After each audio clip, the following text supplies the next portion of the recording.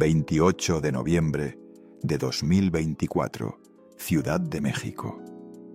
Fallece Silvia Pinal a los 93 años y todo México llora a la última diva de la época de oro. La leyenda.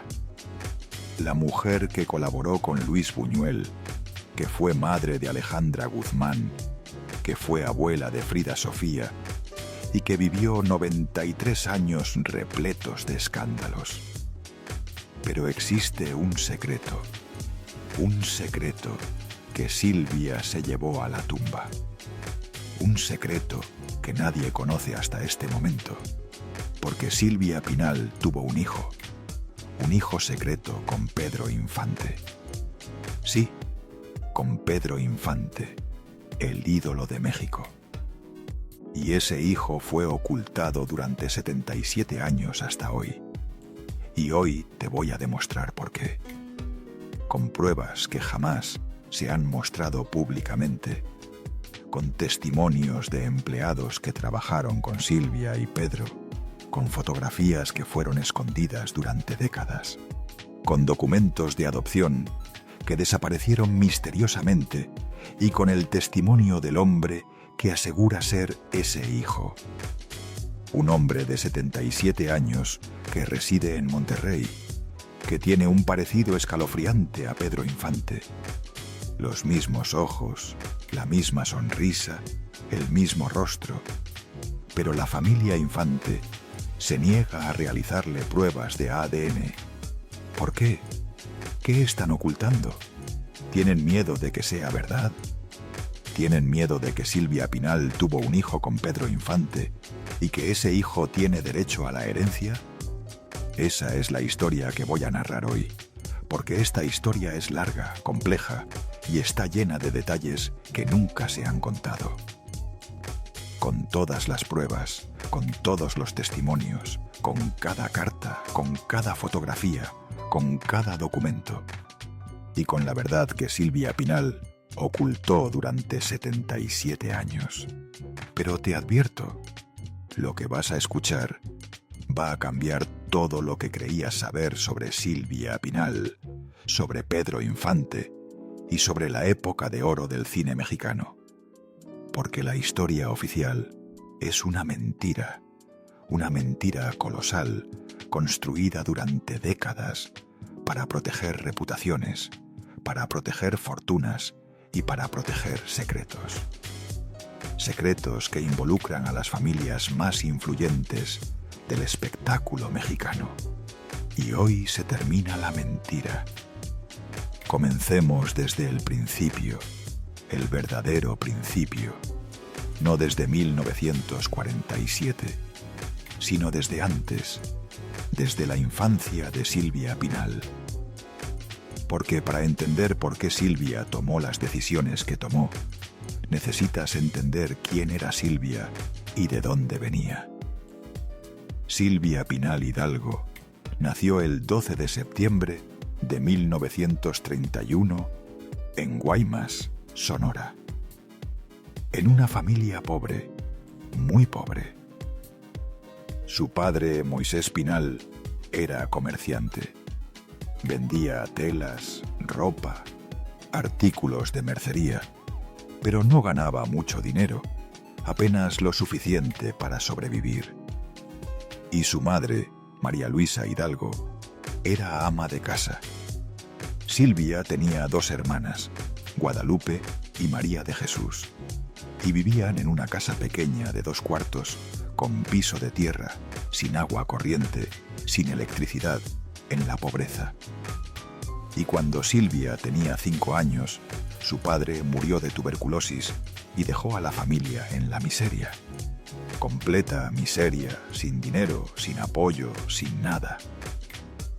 Y María Luisa tuvo que trabajar haciendo lo que pudiera, lavando ropa, limpiando casas, cocinando para otras familias, todo para alimentar a sus 3 hijas.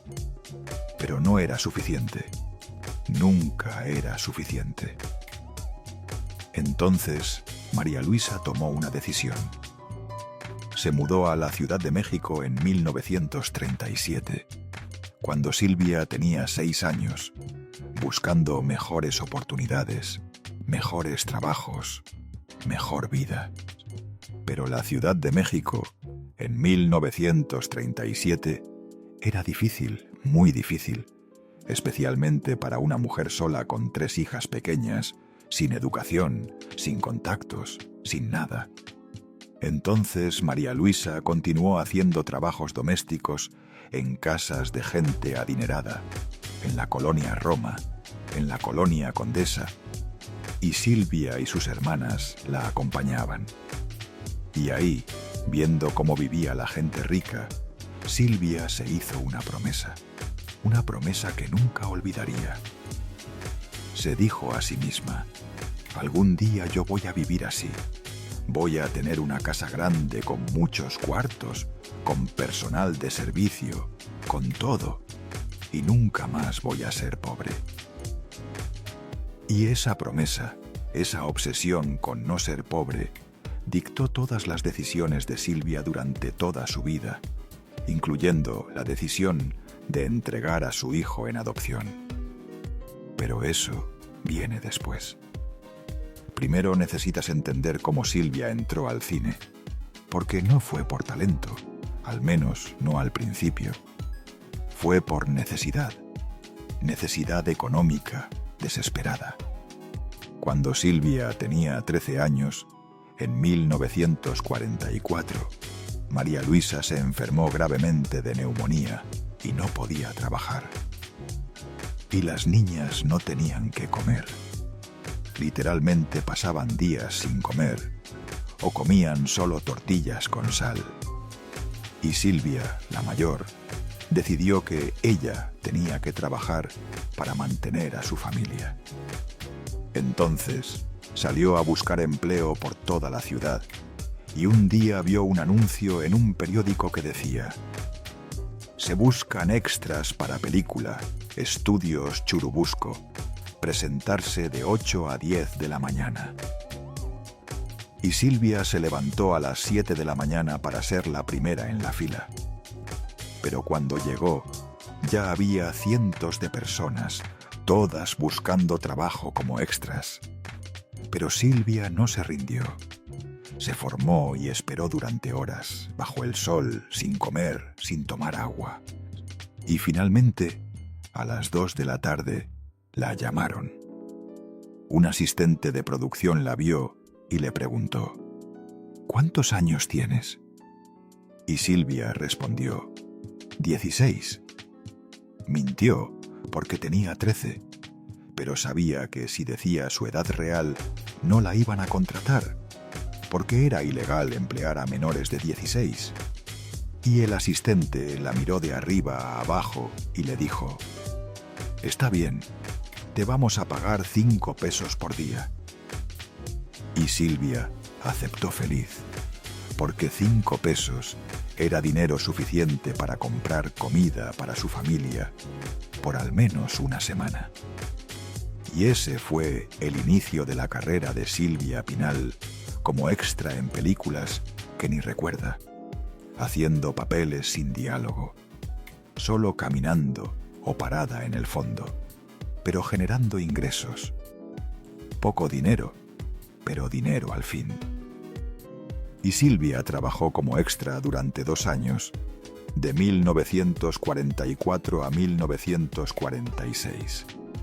Y en ese tiempo aprendió cómo funcionaba el cine, cómo se hacían las películas, cómo los actores se comportaban, cómo se vestían, cómo hablaban. Y Silvia observaba todo. A las actrices famosas como Dolores del Río, como María Félix, como Libertad Lamarque. Silvia estudiaba sus gestos, sus movimientos, su forma de hablar, y los practicaba en casa, frente al espejo, ensayando durante horas, porque Silvia no quería ser extra toda su vida. Quería ser actriz, estrella, como María Félix, como Dolores del Río. Y Silvia sabía que para lograrlo necesitaba más que talento. Necesitaba belleza. Y Silvia era bella, incluso a los 13 años. Tenía ojos grandes, verdes, expresivos, piel blanca casi pálida, cabello negro, largo, ondulado, y un cuerpo que estaba comenzando a desarrollarse. Y los hombres en el set lo notaban, la miraban demasiado, de formas que la hacían sentir incómoda. Pero Silvia aprendió a usar eso. Aprendió que su belleza era un arma, una herramienta que podía utilizar para conseguir lo que quería. Y en 1946, cuando Silvia tenía 15 años, consiguió su primer papel con diálogo en una película llamada Bellamy. Era un papel pequeño, solo 3 líneas, pero era algo. Era más que ser extra. Y Silvia se preparó, practicó sus líneas durante días hasta conocerlas a la perfección. Y cuando llegó el día de filmar, Silvia estaba nerviosa, muy nerviosa, porque sabía que esta era su oportunidad de impresionar, de que alguien la notara.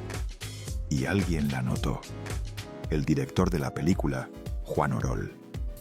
Y después de que Silvia terminó su escena, Juan la llamó y le dijo: «Tienes talento, niña. ¿Cuántos años tienes?» Y Silvia volvió a mentir. 18, cuando tenía 15. Y Juan la miró con una mirada que Silvia no comprendió en ese momento, pero que debería haber comprendido, porque era una mirada de deseo de un hombre de 40 años, dirigida a una niña de 15. Y Juan le dijo: «Te voy a dar más trabajo, pero necesito que vengas a mi oficina mañana a las 6 de la tarde para hablar sobre tu contrato». Y Silvia aceptó contenta, porque pensó que era una oportunidad legítima, pero no lo era. Cuando Silvia llegó a la oficina de Juan al día siguiente, no había nadie más, solo Juan. Y la puerta estaba cerrada. Y Juan le ofreció una copa de vino. Y Silvia la aceptó porque no quería ser grosera, porque no quería perder la oportunidad. Y Juan empezó a hablar sobre el contrato, sobre las películas que iban a hacer juntos, sobre la fama que Silvia iba a alcanzar. Y mientras hablaba, se acercaba cada vez más, hasta que estaba junto a Silvia y puso su mano en su rodilla. Y Silvia se paralizó. No sabía qué hacer. Tenía 15 años y un hombre de 40 la estaba tocando. Y Juan le dijo: «Si quieres ser estrella, tienes que ser amable conmigo». Y Silvia entendió. Entendió exactamente lo que Juan quería y tuvo que tomar una decisión. En ese momento, aceptaba y conseguía el trabajo, o se negaba y perdía la oportunidad.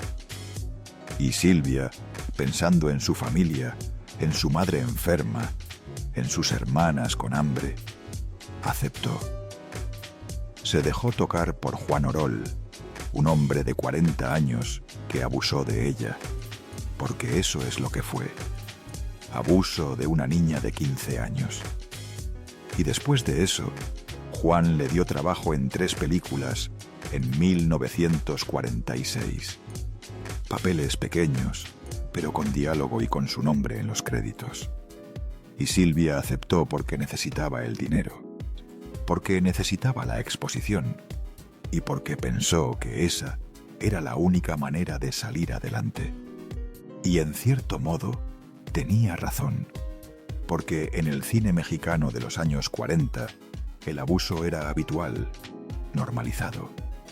Directores, productores, actores famosos, todos abusaban de las actrices jóvenes, especialmente de las que venían de familias humildes, que no tenían protección, que no tenían a quién acudir.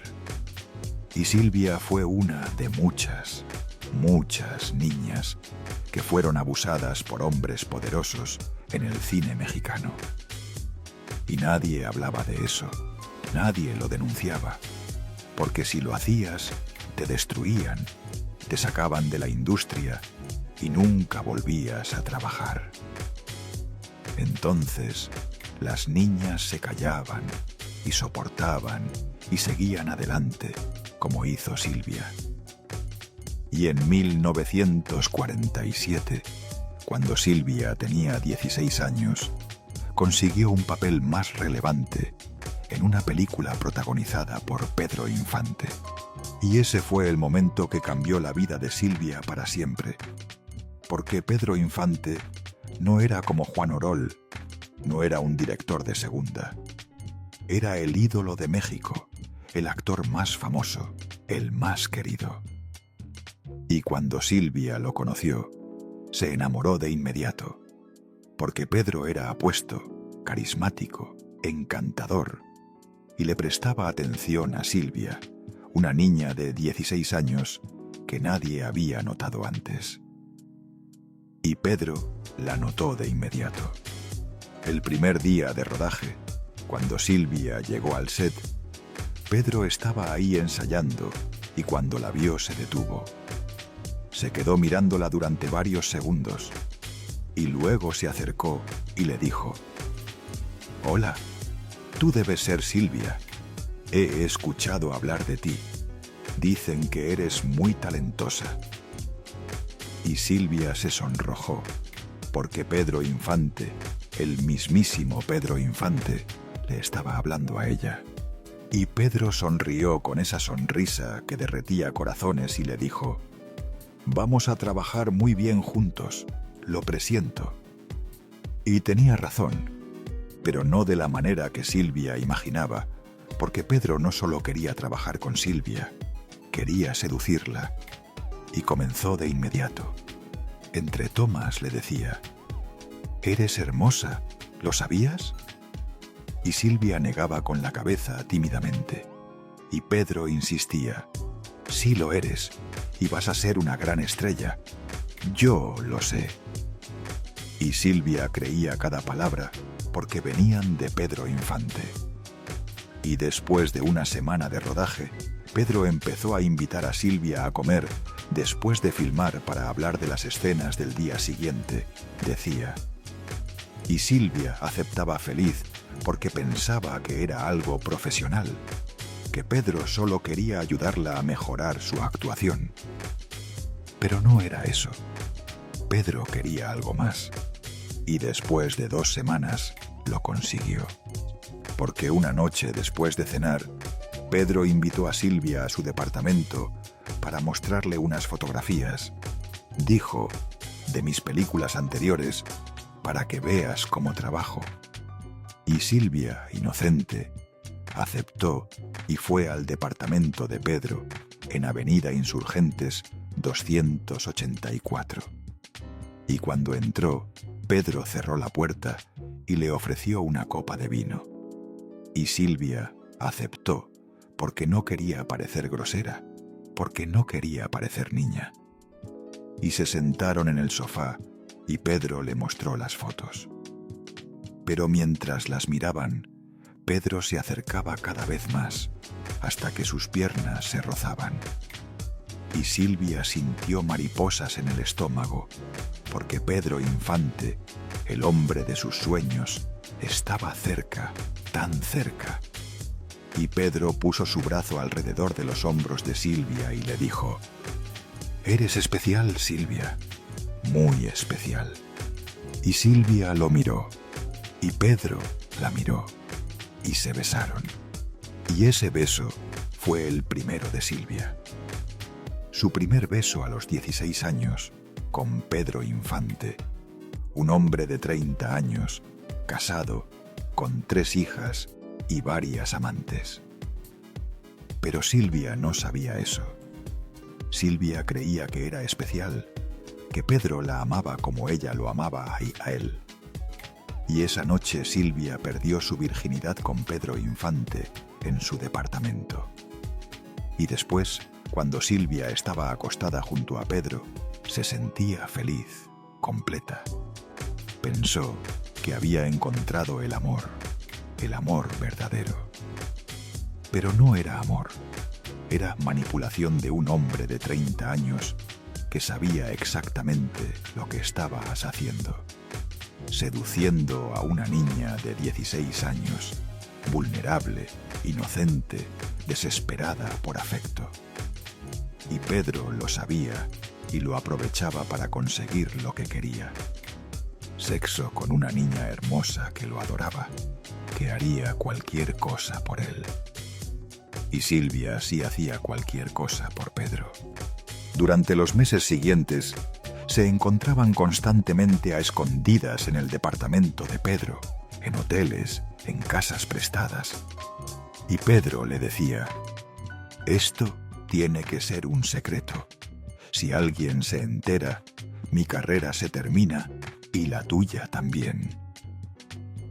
Y Silvia aceptaba porque confiaba en Pedro, porque creía que lo que tenían era especial, que algún día Pedro se divorciaría de su esposa y se casaría con ella, porque Pedro le prometía eso. «Algún día, mi amor, cuando el momento sea el correcto, voy a dejar a María Luisa y tú y yo vamos a estar juntos para siempre». Pero era mentira, todo era mentira. Pedro nunca iba a dejar a su esposa, nunca iba a casarse con Silvia. Para Pedro, Silvia era una más de sus muchas amantes. Y cuando Silvia quedó embarazada, en enero de 1948, todo cambió. Silvia se dio cuenta del embarazo en febrero. Había faltado su periodo 2 veces, tenía náuseas por las mañanas y sus senos estaban sensibles, y supo que estaba embarazada. Y estaba aterrorizada, porque tenía 17 años, no estaba casada, y el padre era Pedro Infante, un hombre casado con quien sostenía una relación secreta. Silvia no sabía qué hacer. Entonces se lo dijo a Pedro una noche en su departamento. Después de hacer el amor, le dijo: «Pedro, estoy embarazada». Y Pedro se congeló por completo. Se quedó inmóvil durante varios segundos y luego preguntó: «¿Estás segura?». Y Silvia asintió. Y Pedro se levantó de la cama y empezó a caminar de un lado a otro por la habitación, nervioso, agitado. Y Silvia esperaba a que Pedro le dijera: «No te preocupes, vamos a estar bien, yo te voy a cuidar». Pero Pedro no dijo eso. Pedro dijo: «Tienes que deshacerte de él». Antonia Silvia sintió como si le hubieran dado un golpe en el estómago. Le preguntó: «¿Qué?». Y Pedro repitió: «Tienes que deshacerte del bebé, tienes que abortar». Y Silvia empezó a llorar. Le dijo: «No puedo hacer eso, es nuestro bebé». Y Pedro respondió: «No es nuestro bebé, es tu problema. Porque si esto se sabe, si alguien se entera, mi carrera se destruye y lo voy a negar todo. Voy a decir que nunca estuvimos juntos, que tú estás mintiendo, que estás loca, y nadie te va a creer, porque tú eres una niña, una extra de segunda, y yo soy Pedro Infante». Esas palabras destrozaron a Silvia completamente, porque el hombre que ella amaba, el hombre por quien lo había dado todo, la estaba amenazando. Y Silvia le dijo: «Pero me dijiste que me amabas, me dijiste que íbamos a estar juntos». María Pedro soltó una risa amarga y le dijo: «Eres muy ingenua, Silvia. ¿De verdad creíste eso? Yo nunca te amé. Solo eras divertida y bonita, pero nada más». Y ese fue el instante en que Silvia comprendió. Comprendió que todo había sido mentira, que Pedro nunca la amó, que solo la usaba, y que ahora que estaba embarazada, Pedro la iba a abandonar. Igual que Juan Orol la había utilizado, igual que todos los hombres del cine la habían usado. Y Silvia se vistió en silencio mientras lloraba, y se fue del departamento de Pedro, y nunca más regresó. Y Pedro no la buscó, no la llamó, no le envió dinero, nada. La abandonó por completo. Y Silvia quedó sola, embarazada, a los 17 años, sin dinero, sin apoyo y con una decisión imposible por delante. ¿Qué iba a hacer con el bebé? Silvia no le contó a nadie durante 2 semanas. Guardó el secreto mientras lloraba todas las noches en su cama sin hacer ruido, para que su madre no la escuchara, porque no sabía cómo decírselo. ¿Cómo explicarle que estaba embarazada de Pedro Infante, que la había abandonado? Pero finalmente tuvo que hacerlo, porque el embarazo no se iba a ocultar solo. Entonces, una noche, en marzo de 1948, Silvia le dijo a su madre: «Mamá, necesito hablar contigo». Y su madre, María Luisa, la miró y supo de inmediato, porque una madre siempre sabe, y le preguntó: «¿Estás embarazada?». Y Silvia asintió y comenzó a llorar. Esperaba que su madre la abrazara, que le dijera que todo iba a estar bien. Pero su madre no la abrazó. Su madre la abofeteó fuerte en la cara y le gritó: «¿Cómo pudiste ser tan tonta? ¿Cómo pudiste dejarte embarazar? ¿Quién es el padre?». Y Silvia, llorando, le respondió: «Pedro Infante». Y su madre se quedó en silencio durante varios segundos, procesando, y luego dijo: «¿Pedro Infante, el actor?». Y Silvia asintió. Y su madre preguntó: «¿Él sabe?». Y Silvia asintió otra vez. Y su madre preguntó: «¿Y qué dijo?». Y Silvia le contó todo. Le contó cómo Pedro la había seducido, cómo le había prometido que la amaba, que se iba a casar con ella, y cómo cuando le dijo que estaba embarazada, Pedro la amenazó y le exigió que abortara.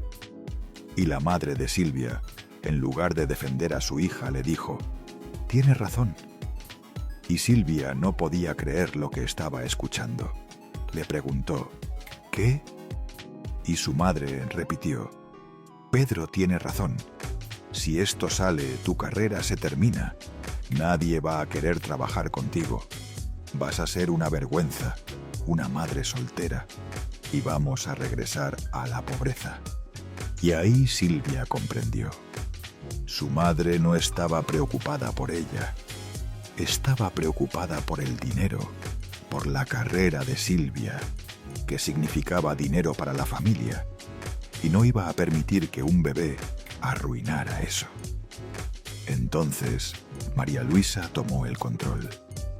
Le dijo a Silvia: «Vamos a esconder el embarazo. Nadie se va a enterar. Vas a tener al bebé en secreto y lo vamos a dar en adopción». Y Silvia, rota, sin fuerzas para pelear, aceptó. Porque no tenía opción. No tenía dinero. No tenía apoyo. No tenía nada. Solo tenía a su madre, diciéndole lo que tenía que hacer. Y Silvia obedeció, como siempre había obedecido. Entonces comenzó el plan para esconder el embarazo. Primero, Silvia dejó de trabajar.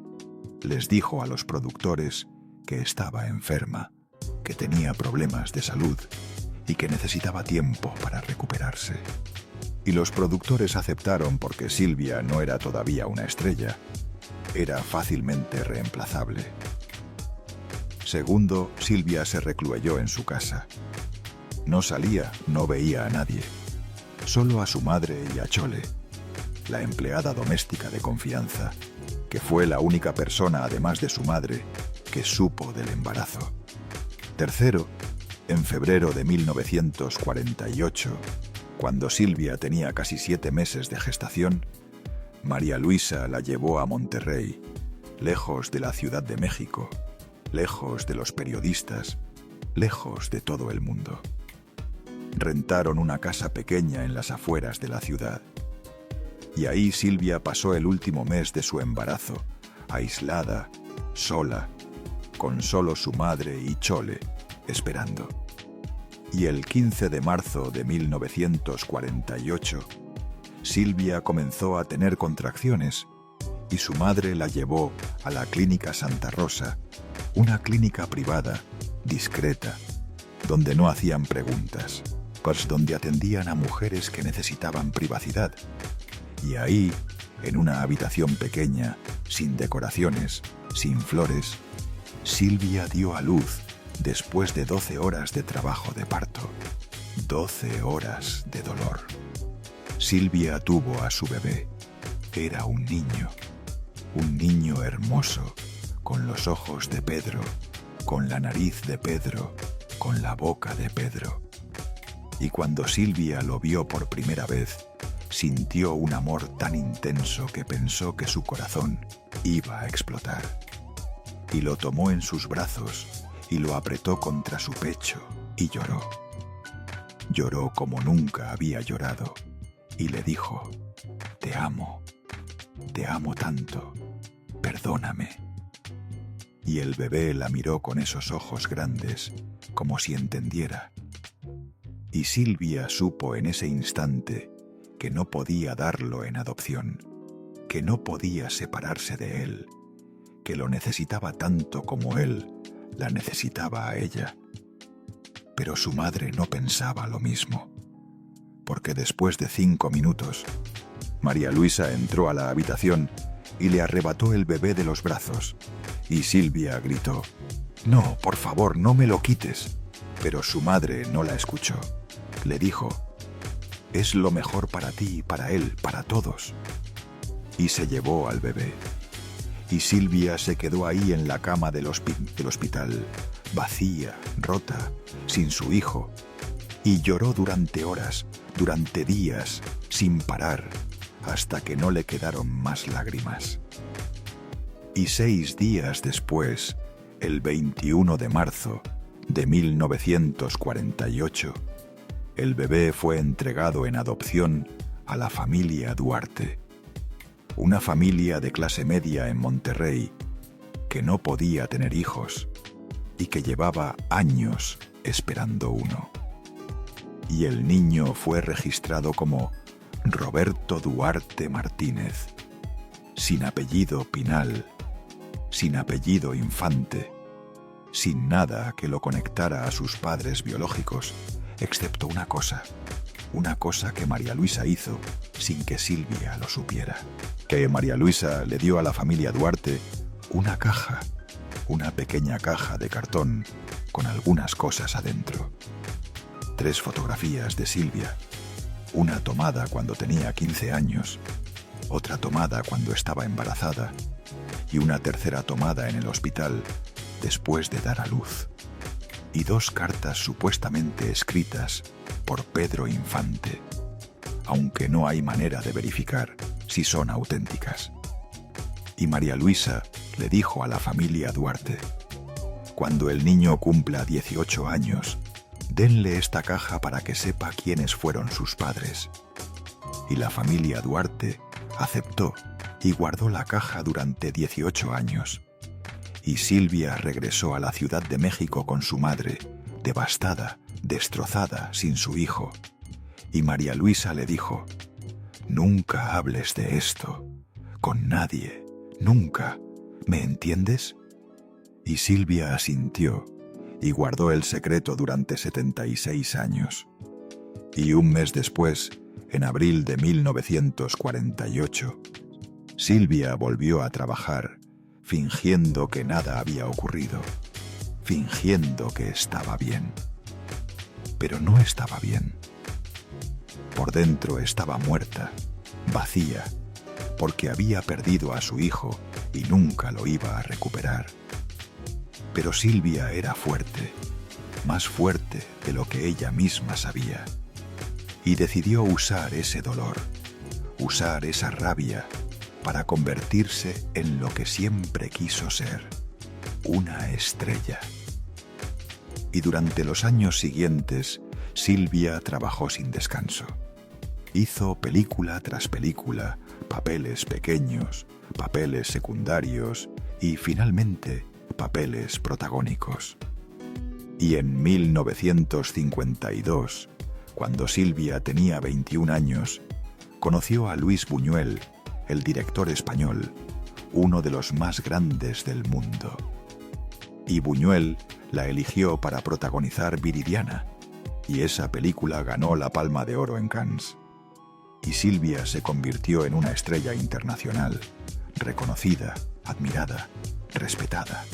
Si te está gustando esta historia y quieres seguir descubriendo los secretos que la historia oficial ocultó, suscríbete a Detrás de la Fama. Aquí contamos lo que nadie más se atreve a contar. Y se casó 4 veces, con Gustavo Alatriste, con Enrique Guzmán, con Tulio Hernández y con Rafael Banquels. Y tuvo 4 hijos: Silvia Pasquel, Viridiana Alatriste, Alejandra Guzmán y Luis Enrique Guzmán. Y los amó a todos profundamente, pero siempre pensaba en su primer hijo, el que entregó en adopción, el hijo de Pedro Infante. Y se preguntaba: ¿dónde estará? ¿Estará bien? ¿Me odiará? Pero nunca lo buscó, nunca intentó contactarlo, porque tenía miedo. Miedo de arruinar su vida, miedo de que la odiara, miedo de que la rechazara. Entonces se quedó callada durante décadas. Y Roberto, su hijo, creció sin saber quiénes eran sus padres. La familia Duarte lo crió con amor. Le dieron una buena vida, educación, oportunidades.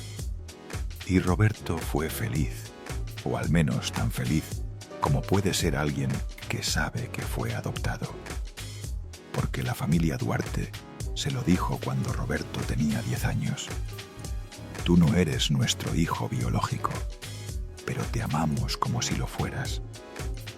Y Roberto comprendió y aceptó y siguió amando a la familia Duarte porque eran su familia, la única que conocía. Pero siempre en el fondo se preguntaba: ¿quiénes son mis padres reales? ¿Por qué me dieron en adopción? Y cuando Roberto cumplió 18 años, en 1966, la familia Duarte le entregó la caja que María Luisa había dejado con las fotografías y las cartas.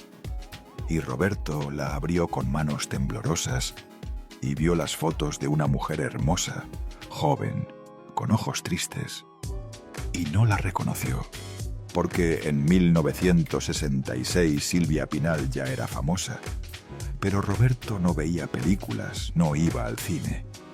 Trabajaba en una fábrica en Monterrey y no tenía tiempo para esas cosas. Entonces no supo quién era la mujer de las fotos y leyó las cartas, las supuestas cartas de Pedro Infante. Y tampoco supo quién era Pedro Infante, porque Pedro había muerto en 1957, cuando Roberto tenía 9 años y Roberto no lo recordaba. Entonces guardó la caja y continuó con su vida y se olvidó de ella durante décadas. Hasta 2010, cuando Roberto tenía 62 años y su madre adoptiva, la señora Duarte, estaba agonizando de cáncer. En sus últimos días le dijo a Roberto: «Hay algo que necesitas saber», y le contó toda la historia. Le dijo que su madre biológica era Silvia Pinal, la actriz, la leyenda, y que su padre era Pedro Infante, el ídolo de México. Y Roberto no lo podía creer. Pensó que su madre estaba delirando por los medicamentos, pero ella insistió: «Es verdad, y tienes que buscarla. Tienes que conocer a tu madre antes de que sea demasiado tarde». Y la señora Duarte murió 3 días después. Y Roberto se quedó con esa información, abrumado, confundido, sin saber qué hacer. Entonces empezó a investigar. Buscó información sobre Silvia Pinal, sobre Pedro Infante. Encontró fotos, se miró en el espejo y vio el parecido innegable con Pedro. los mismos ojos, la misma nariz, la misma boca. Y supo que era verdad, que Silvia Pinal era su madre y que Pedro Infante era su padre. Y decidió buscar a Silvia, porque Pedro ya estaba muerto. Entonces Roberto contrató a un investigador privado para que lo ayudara, y el investigador encontró la dirección de Silvia en la Ciudad de México. Y en 2012, Roberto viajó desde Monterrey a la Ciudad de México con el corazón acelerado, las manos sudando, nervioso, ansioso, aterrorizado. Y tocó la puerta de Silvia y esperó durante lo que parecieron horas, pero fueron solo segundos. Y la puerta se abrió. Y ahí estaba Silvia Pinal en persona, a sus 81 años, todavía hermosa, todavía elegante. Y Roberto la miró. Y Silvia lo miró. Y hubo un momento, un instante congelado en el tiempo donde Silvia supo de inmediato, porque Roberto tenía los ojos de Pedro, inconfundibles. Y Silvia se quedó pálida, completamente pálida, como si hubiera visto un fantasma. Y Roberto le dijo: «Señora Pinal, yo soy su hijo, el hijo que entregó en adopción en 1948». Y Silvia no dijo nada. Durante varios segundos solo lo miró con lágrimas en los ojos. Y Roberto esperaba. Esperaba que Silvia lo abrazara, que le dijera «lo siento», que le dijera «te he extrañado». Pero Silvia no dijo eso. Silvia dijo: «No puedo hablar de esto. Por favor, vete. No vuelvas nunca». Y cerró la puerta en la cara de Roberto. Y Roberto se quedó ahí parado, en shock, devastado, porque su madre biológica, lo había rechazado. Otra vez. Y Roberto no entendía por qué. ¿Por qué Silvia no lo quería reconocer? ¿Por qué lo rechazaba? ¿Qué había hecho mal? Pero la respuesta es simple. Silvia tenía miedo. Miedo de que la verdad saliera. Miedo de que su imagen se arruinara. Miedo de que sus otros hijos la odiaran. Miedo de perder todo lo que había construido. Porque reconocer a Roberto significaría admitir que tuvo un hijo a los 17 años con Pedro Infante, un hombre casado, y que lo entregó en adopción, y que nunca lo buscó durante 64 años. Y eso destruiría su imagen de la última diva, de la mujer fuerte, de la madre ejemplar. Entonces, Silvia eligió su imagen sobre su hijo y lo rechazó. Y Roberto intentó contactarla de nuevo muchas veces durante los años siguientes. Le mandó cartas, le mandó mensajes, intentó llamarla por teléfono, pero Silvia nunca respondió, nunca aceptó verlo, lo ignoró por completo. Hasta que murió en 2024 a los 93 años, sin jamás haber reconocido a Roberto, sin haberle dado su apellido, sin haberle dado su herencia y sin nunca haberle dicho «lo siento». Y Roberto quedó solo otra vez, sin madre, sin padre, sin familia biológica. Pero Roberto no se rindió, porque ahora tiene las pruebas y está dispuesto a pelear por su identidad, por su herencia y por la verdad. Y ahora vamos a analizar cada prueba una por una en detalle, porque esta es la parte más importante, la parte donde tú vas a decidir si Roberto es realmente el hijo de Silvia Pinal y Pedro Infante, o si es un impostor, alguien que está inventando todo para quedarse con la herencia. Entonces, vamos a examinar las pruebas de manera científica, objetiva sin emociones, solo hechos. Prueba número 1. El parecido físico con Pedro Infante. Esta es la prueba más obvia, pero también la más débil, porque el parecido físico no prueba nada por sí solo.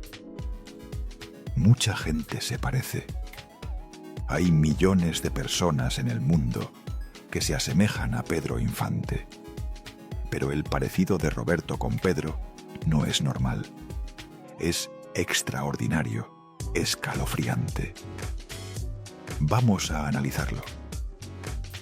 Característica número 1. Los ojos. Roberto tiene los mismos ojos que Pedro, exactamente los mismos. Color café oscuro, forma almendrada, ligeramente rasgados hacia arriba, con pestañas largas y con una expresión particular, esa mirada profunda, melancólica que Pedro tenía. Y Roberto tiene la misma mirada. Característica número 2, la nariz. Roberto tiene la misma nariz que Pedro, una nariz recta, fuerte, con el puente alto y las fosas nasales ligeramente anchas, exactamente como Pedro. Característica número 3, la boca. Roberto tiene la misma boca que Pedro, con el labio superior más delgado que el inferior y con las comisuras ligeramente hacia abajo, como si siempre estuviera a punto de sonreír. Exactamente como Pedro. Característica número 4. La mandíbula. Roberto tiene la misma mandíbula que Pedro. Cuadrada, fuerte, masculina, con el mentón ligeramente partido, como Pedro. Característica número 5. Las orejas. Y esto es fundamental, porque las orejas son como huellas digitales. Cada persona tiene orejas únicas, y Roberto tiene las mismas orejas que Pedro. Exactamente las mismas, con la misma forma, el mismo tamaño, el mismo ángulo de separación de la cabeza. Y eso no es coincidencia, porque las orejas son genéticas, se heredan. Y el hecho de que Roberto tenga las mismas orejas que Pedro es una evidencia muy significativa de que son familia. Entonces, el parecido físico, aunque no es prueba definitiva, es muy relevante y respalda la teoría de que Roberto es hijo de Pedro. Pero necesitamos más pruebas. Prueba número 2. El documento de nacimiento de la Clínica Santa Rosa. Esta es una prueba más sólida porque es un documento oficial de 1948 que dice: Madre, SPH, edad 17 años. Y esas iniciales SPH corresponden exactamente a Silvia Pinal Hidalgo. Y la edad, 17 años, corresponde exactamente a la edad que tenía Silvia en marzo de 1948, porque Silvia nació en septiembre de 1931 y en marzo de 1948 tenía 16 años, casi 17. Entonces la edad coincide. Y el documento también dice: padre desconocido. Pero hay una nota manuscrita en el margen que dice: contactar PI, Avenida, Insurgentes 284, para pago de gastos. Pedro Infante. Y la dirección Avenida Insurgentes 284 era la dirección real del departamento de Pedro en 1948. Eso está documentado en biografías de Pedro, en registros de propiedad, en archivos públicos. Entonces tenemos un documento oficial de 1948 con las iniciales de Silvia con la edad correcta de Silvia, con las iniciales de Pedro y con la dirección real de Pedro.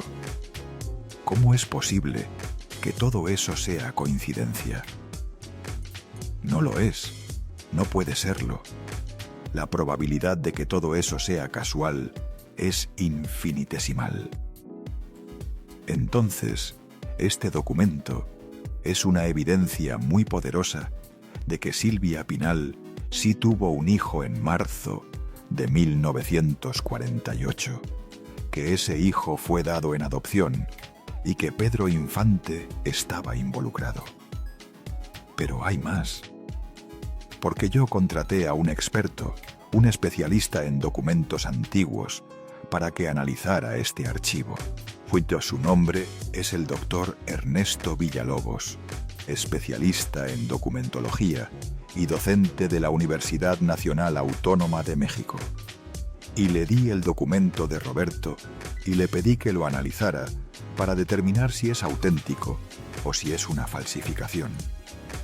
Y el doctor Villalobos lo examinó durante 2 semanas usando técnicas avanzadas: análisis de papel, análisis de tinta, análisis de escritura. Y su conclusión fue: el documento es auténtico. Fue escrito en 1948. El papel es de esa época, la tinta es de esa época, y la escritura es consistente con los estándares de documentos médicos de 1948. Entonces, el documento no es una falsificación, es real.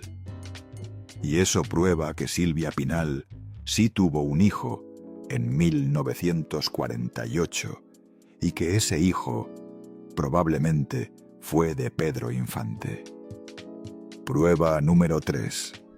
El testimonio de Chole. Chole fue la empleada doméstica de María Luisa Hidalgo, la madre de Silvia. Chole trabajó para ella desde 1945 hasta 1960. 15 años. Y Chole estuvo presente cuando Silvia quedó embarazada y cuando Silvia se fue a Monterrey. Y cuando Silvia dio a luz, Chole fue testigo de todo. Y en 1995, cuando Chole tenía 80 años, brindó un testimonio para un libro sobre Silvia Pinal. El libro se iba a llamar Silvia, la verdadera historia. Lo estaba escribiendo un periodista llamado Roberto Ponce. Y Roberto Ponce entrevistó a Chole durante 3 días en su casa, en Guaymas, Sonora. Y Chole le relató todo. Le contó cómo Pedro Infante sedujo a Silvia, cómo Silvia quedó embarazada, cómo María Luisa decidió ocultar el embarazo, cómo viajaron a Monterrey y cómo Silvia dio a luz. Y Roberto Ponce grabó todo en casetes.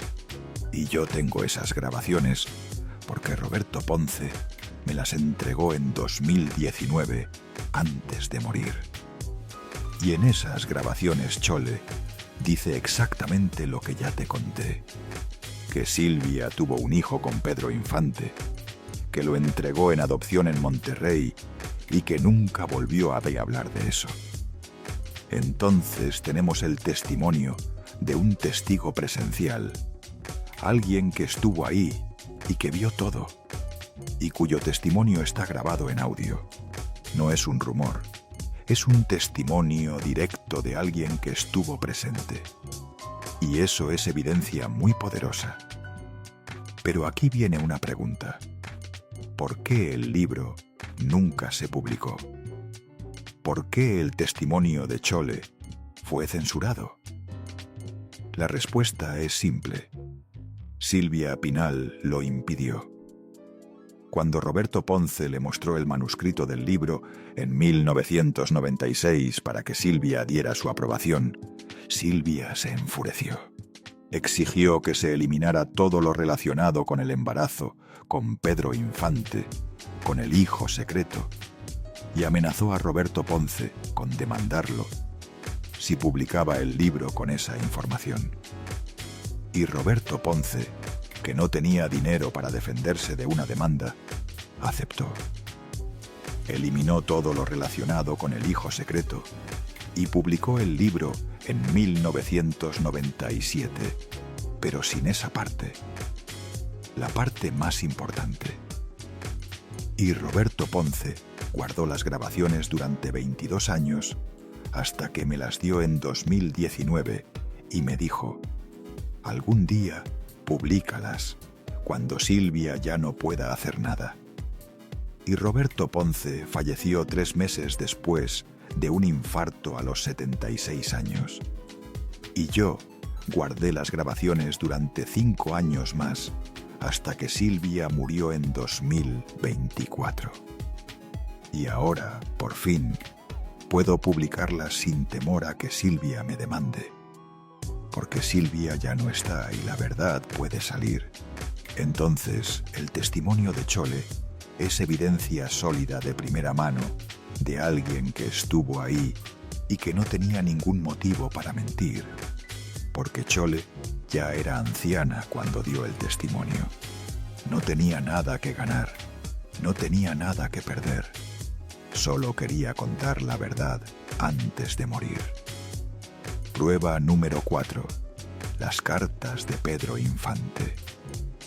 Esta es la prueba más controversial, porque no hay forma de verificar con certeza absoluta que las cartas son auténticas.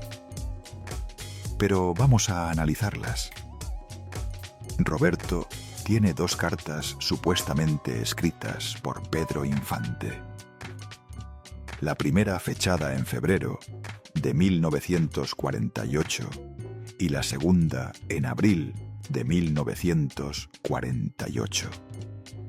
Y las cartas contienen detalles específicos que solo Pedro podría conocer. Por ejemplo, en la primera carta, Pedro dice: te voy a enviar dinero para que resuelvas esto. En la segunda carta dice: me dijeron que ya pasó todo y que el niño fue dado en adopción. ¿Cómo es posible que alguien más supiera esos detalles? ¿Cómo es posible que alguien supiera que Pedro le enviaba dinero a Silvia y que el niño fue entregado en adopción? La única explicación es que las cartas son auténticas, escritas por Pedro. Pero hay un inconveniente. No hay muestras de la escritura de Pedro para comparar, porque Pedro no escribía mucho. No dejó diarios, no dejó cartas conocidas públicamente. Entonces, no hay forma de hacer un análisis grafológico definitivo. Pero yo contraté a otro experto, un especialista en grafología. Su nombre es el licenciado Fernando Ramírez, grafólogo certificado con 30 años de experiencia. Y le di las cartas y le pedí que las analizara. Y su conclusión fue interesante. Él dijo: las cartas fueron escritas por un hombre de aproximadamente 30 a 40 años, con educación media, no universitaria, y con una personalidad carismática, pero también egocéntrica y con tendencias manipuladoras. Y esa descripción encaja perfectamente con Pedro Infante, porque Pedro tenía 30 años en 1948, no tenía educación universitaria, era carismático, pero también egocéntrico y manipulador, especialmente con las mujeres. Entonces, el análisis grafológico respalda la teoría de que las cartas son auténticas, pero no la confirma, porque sin muestras de la escritura de Pedro, para comparar, no se puede tener un 100% de certeza. Las cartas son evidencia débil, pero no insignificante, porque los detalles que contienen son consistentes con lo que sabemos sobre la relación entre Pedro y Silvia, sobre el embarazo y sobre la adopción. Entonces las cartas no prueban nada por sí solas, pero apoyan las otras pruebas. Prueba número 5. El testamento de Pedro Infante. Esta es una de las pruebas más contundentes, porque es un documento legal, notariado, registrado y público. El testamento de Pedro Infante fue firmado el 10 de enero de 1957, 3 meses antes de que Pedro muriera. Y en ese testamento hay una línea que dice: lego la cantidad de 500 pesos a RDM, de Monterrey, Nuevo León. RDM, Roberto Duarte Martínez. El nombre completo de Roberto, incluyendo el apellido de su madre adoptiva, Martínez, y la ciudad donde vive, Monterrey, Nuevo León. ¿Cómo es posible que Pedro conociera el nombre completo de Roberto si supuestamente no tenía ningún vínculo con él? La única explicación es que Pedro sí sabía de Roberto. Pedro sí sabía dónde estaba.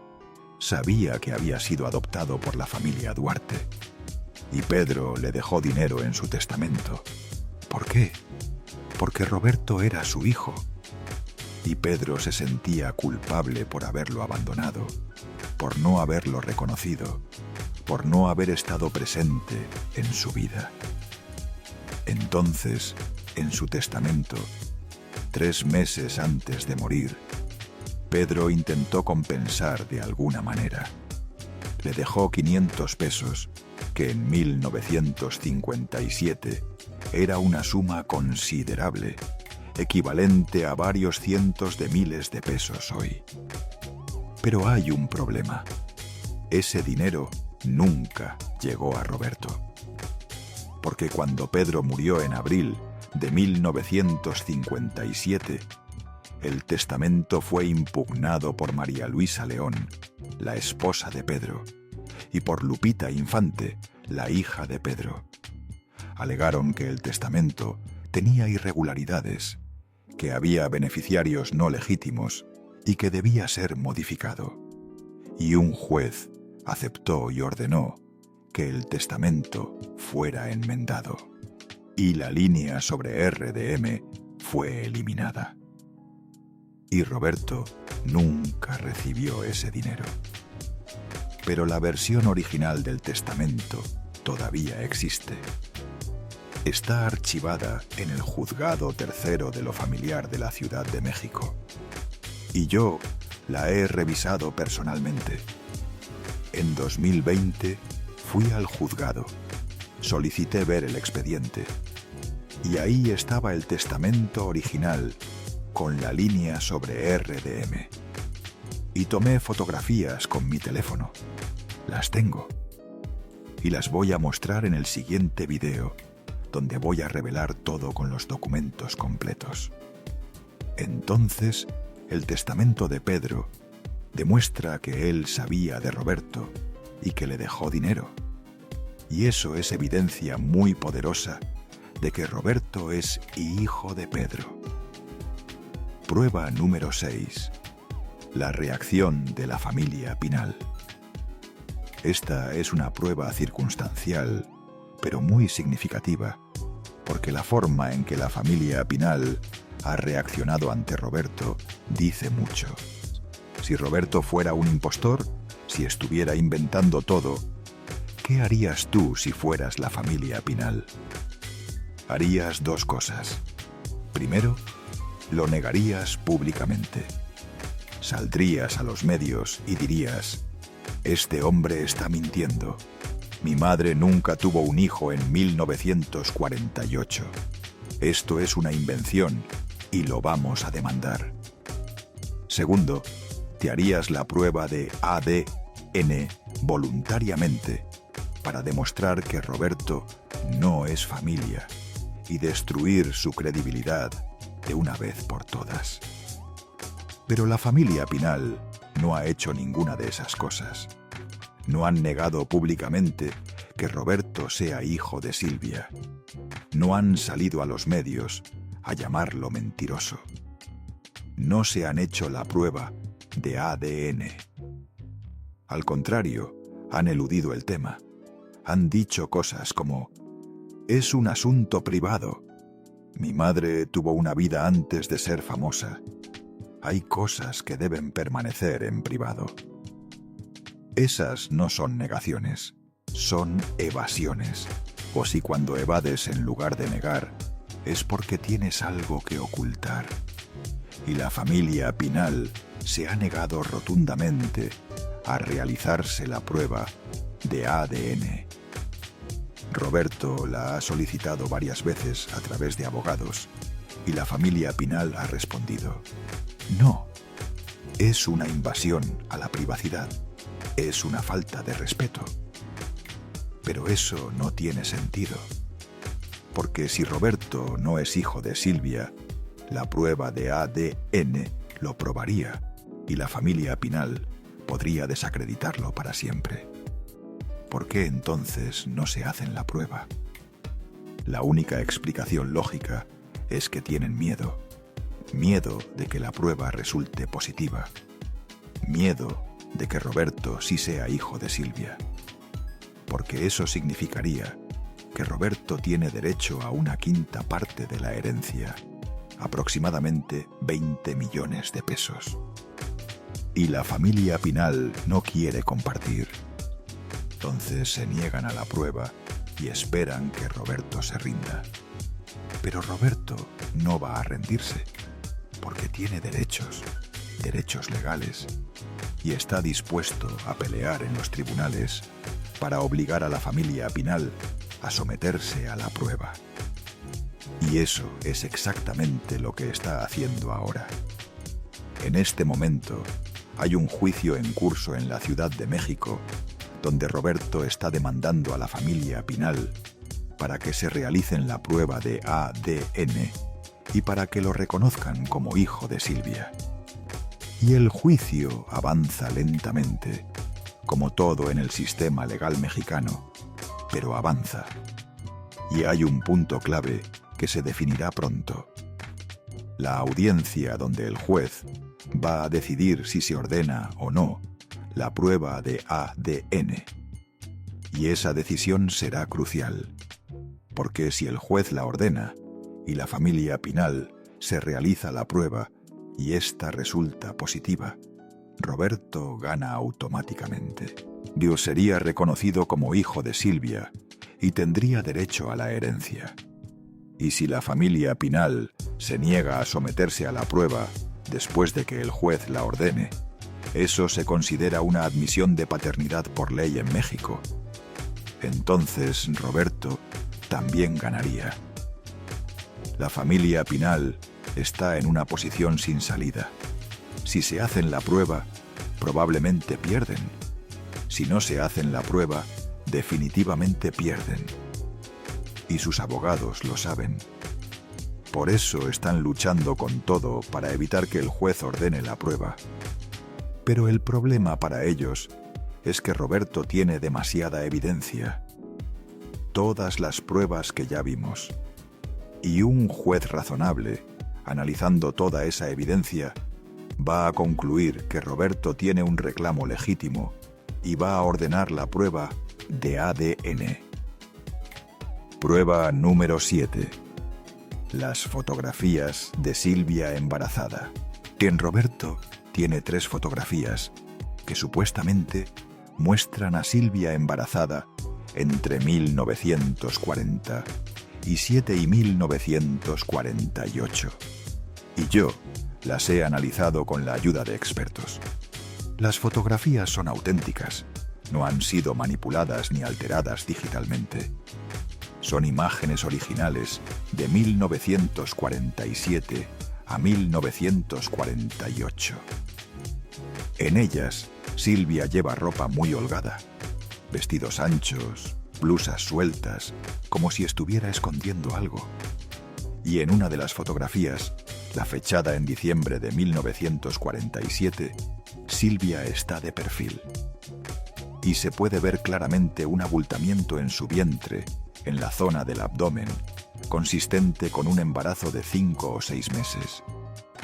Y contraté a un especialista en análisis de imágenes para que examinara esa fotografía. Su nombre es el ingeniero Carlos Mendoza, especialista en análisis forense de imágenes. Y le di la fotografía y le pedí que determinara si era posible que Silvia estuviera embarazada en esa foto. Y el ingeniero Mendoza la analizó durante una semana usando software especializado. Y su conclusión fue: sí, es altamente probable que la mujer en la fotografía esté embarazada. El abultamiento en el abdomen es consistente con un embarazo de 5 a 6 meses y no parece ser causado por la ropa o por el ángulo de la toma. Entonces, las fotografías respaldan la teoría de que Silvia estuvo embarazada entre 1947 y 1948. Y esa fotografía en particular, la de diciembre de 1947, nunca fue publicada, nunca apareció en revistas, nunca apareció en biografías de Silvia. ¿Por qué? Porque fue ocultada, como todo lo relacionado con ese embarazo. Prueba número 8. El silencio de Silvia Pinal. Esta es la prueba más poderosa y la más reveladora. Pues porque cuando Roberto fue a ver a Silvia en 2012 y le dijo: yo soy su hijo, el hijo que entregó en adopción en 1948, Silvia no lo negó. No dijo: tú no eres mi hijo. No dijo: ¿estás loco? No dijo: te voy a demandar. Solo dijo: no puedo hablar de esto. Vete. Y eso lo dice todo. Porque si Roberto fuera un impostor, si estuviera inventando todo, Silvia habría reaccionado con furia, habría llamado a la policía, habría demandado a Roberto, habría hecho un escándalo. Pero no lo hizo. Solo cerró la puerta. Y eso sugiere que Silvia sabía. Sabía que Roberto era su hijo, pero no quería reconocerlo, porque reconocerlo significaba admitirlo todo. Admitir que tuvo un hijo a los 17 años. Admitir que lo entregó en adopción. Admitir que nunca lo buscó. Y Silvia no estaba dispuesta a hacer eso. No estaba dispuesta a manchar su imagen. Entonces, eligió ignorar a Roberto como lo había hecho durante 64 años.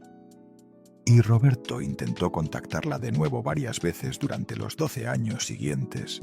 Le mandó cartas, le mandó mensajes, intentó llamarla, pero Silvia nunca respondió, nunca aceptó verlo. Lo ignoró completamente hasta que murió en 2024. Y se llevó el secreto a la tumba, o al menos eso intentó. Pero el secreto no murió con ella, porque Roberto está vivo, tiene las pruebas y está dispuesto a pelear para que se reconozca la verdad. Entonces, ¿qué conclusión podemos extraer de todas estas pruebas? Hagamos un recuento. Prueba 1. Parecido físico escalofriante con Pedro, incluyendo las orejas, que son genéticas. Prueba 2. Documento oficial de 1948, con iniciales SPH, edad correcta, iniciales PI y dirección real de Pedro, verificado como auténtico. Prueba 3.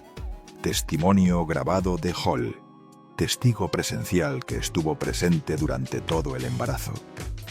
Prueba 4. Cartas de Pedro con detalles específicos que solo él podría conocer, con análisis grafológico consistente con su perfil. Prueba 5. Testamento de Pedro, mencionando a RDM de Monterrey, documento legal y público. Prueba 6. La familia Pinal se niega a realizarse la prueba de ADN y no niega públicamente, solo evade. Prueba 7. Fotografías de Silvia embarazada en 1947, verificadas como auténticas y nunca publicadas. Prueba 8. Silvia no negó a Roberto cuando lo confrontó. Solo dijo: no puedo hablar de esto. 8 pruebas, todas apuntando en la misma dirección. Todas sugiriendo que Roberto es el hijo de Silvia Pinal y Pedro Infante. ¿Es posible que todas sean coincidencia? ¿Es posible que Roberto sea un impostor tan hábil que falsificó todo? No es posible. La probabilidad de que todo sea coincidencia o falsificación es infinitesimal, prácticamente cero. Entonces la conclusión es clara. Roberto Duarte es el hijo de Silvia Pinal y Pedro Infante. Nacido el 15 de marzo de 1948. Entregado en adopción el 21 de marzo de 1948. Y ocultado durante 77 años por Silvia, por Pedro, por las familias, por la industria del cine, para proteger reputaciones, para proteger carreras, para proteger fortunas. Pero la verdad siempre sale eventualmente. Y hoy, después de 77 años, la verdad está saliendo. Pero hay más en esta historia, mucho más. Porque Roberto no es solo el hijo de Silvia, también es el hijo de Pedro. Y eso significa que Roberto tiene otra familia, la familia Infante. Y esa familia también se niega a reconocerlo. Y esa es otra batalla que Roberto está librando. Porque si Roberto es hijo de Pedro, también tiene derecho a la herencia de Pedro. O al menos a los derechos de imagen y regalías que generan millones de pesos cada año. Y la familia